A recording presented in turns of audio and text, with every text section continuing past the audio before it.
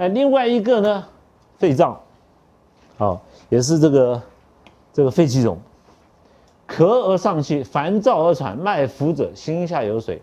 这个跟刚刚那个有一点差异，好，心下有水，这个是小青龙汤，小青龙加石膏汤主治，哈，就是小青龙呢，把石膏放个石膏进来在里面，好，那这两个的差异呢？差异一个是小青龙汤，我们一定是病人看到有表寒跟里寒，我们才会用到小青龙汤。好，那表寒怎么看呢？摸他的脉很肃啊，口渴不渴？不渴，舌头拿出来一看，白的，对不对？有没有流汗？没有流汗，他就告诉我是小青龙啦，对不对？这个月贝汤呢，刚刚的月贝汤就是有汗，好，同时里面是热的，好，痰是黄的，好，这两个差异的，好，就在这里。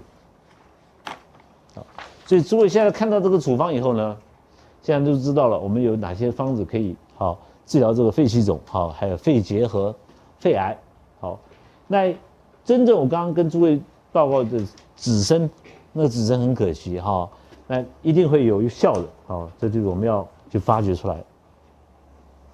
好，那在今天我们这个费用呢，介绍到这个地方，好，我们这个下礼拜开始讲那个，好，在下一篇呢，就是我们这个奔豚气，好，病脉政治。